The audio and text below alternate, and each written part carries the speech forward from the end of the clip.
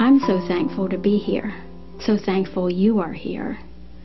Jesus says He knew us before He formed us in our mother's womb. We were in His care before we were born. But oh, so sadly, all have gone astray, turning each one his own way. A 20-year-old single man and a 19-year-old single woman conceived. Me. I'm so thankful abortion was not legal. Going my own way as a college senior, I became pregnant. Neither I nor the dad of the child considered abortion. I'm so thankful abortion was not legal. We married and conceived 5 more children. So sadly, still going our own ways. When I told my husband I was probably pregnant with our 6th child, he said, "There's only one thing to do." Abortion had been legalized. We believed a lie. It's not a child yet. Shouldn't legal mean right? When Jesus told Pilate, "I am come that you might know the truth," to tell people the truth, Pilate replied, "What is truth?" The night before my appointment, I was not a Christian, but I asked, "God, is there anything wrong with what I'm going to do? Man says it isn't even life. What do you say?"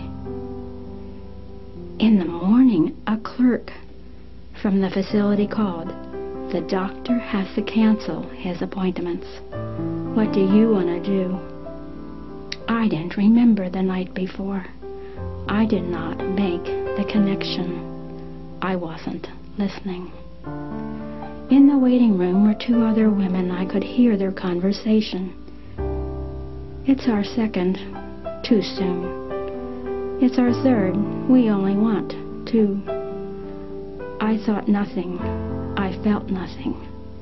Denial. Lying on the abortionist table, I failed to realize I had been in this position 5 times previously as I birthed my children. I also failed to realize that the abortion procedure was damaging my uterus, resulting in a hysterectomy shortly afterwards. As I returned to the car, my husband asked, "How do you feel?" Feel? Nothing. Except I was angry that he'd asked. He replied, "I only can say that I feel relief." Relief? As though it were over? The abortion procedure destroyed our parent-child relationship and nearly destroyed our marriage due to the guilt, grief, shame, and the blaming. There are as many married women and men being deceived by the lie of abortion as teenagers, their friends and parents. Within a year, 70% of the mother-father relationships dissolve. Within 2 years, 80%. Within 5 years, 90%. A few weeks after the abortion, I was handing my 3-year-old a vitamin. It rolled across the table. As she reached for it, she fell off her chair. I watched her fall onto her neck. I deserve it if she broke her neck. I am so thankful she only broke her collarbone. One night my husband came home from work and said he felt so much pressure he thought he'd be better off dead. I didn't think so. The next day at the kitchen window, "God, you know I believe in you." and in your Son that he died for me. I hope when my time comes, my death, I find out what you say is true. Going my own way, not listening, I would not be ready. Shortly afterwards, we went to see relatives and went to church with them. For the first time, I realized something was terribly wrong between God and myself. I had no idea what it was.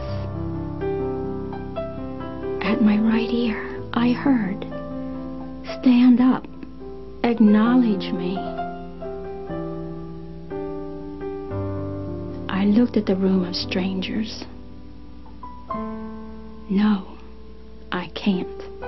Not now. That day, I remained without the forgiveness and right relationship that I needed. A year and a half later, we moved. One Sunday afternoon, a relative called. He said, "I have found God to be reality, and it's man that has messed up this world." I know I've messed up reality. I didn't. He suggested I take the 4 children and go to a church that had an evening service. As I sat down, the man who stood said, "Tonight I'm going to talk about doing God's will. To do God's will, you must want His will to be your will, instead of trying to make your will His." I felt God's presence around me. Oh God, what a miserable wretch I am. I've been trying to run my own life and I'm going in circles. You know I believe in you and in your Son, that he died for me and rose from the dead.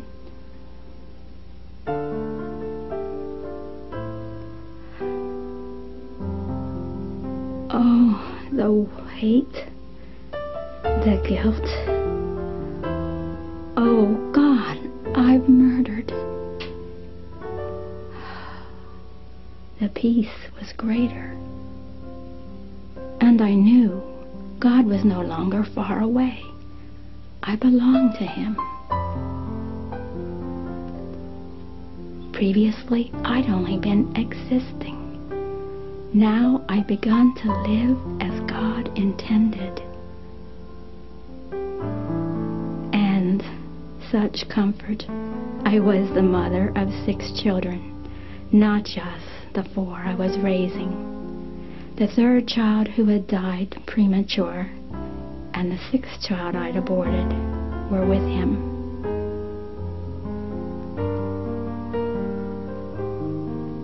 I knew that now I had been existing for 29 years, 10 months, and 3 weeks, separated from God because I was going my own way, not listening.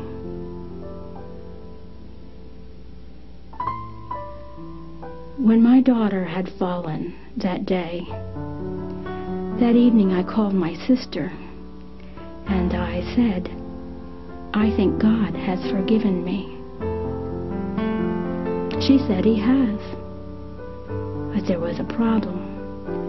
At that time, I had not received God's forgiveness. Still going my own way, separated from God, spiritually dead. How about you? Are you really living? Or are you just merely existing? Jesus formed you in your mother's womb for the purpose of you coming to know Him, to receive Him, to allow Him to give you His forgiveness, His life. Will you listen? Will you turn from going your own way and receive Him? as many as receive him, he gives the power, the right to become children of God. He wants you to live. If you are willing for his way, the way of life now and forever, tell him so. Jesus,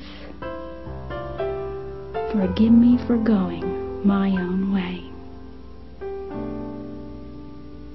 I want your will. I receive you, Jesus, and your life-giving Holy Spirit. Jesus, I thank you for forgiving me, and I thank you for the gift of life.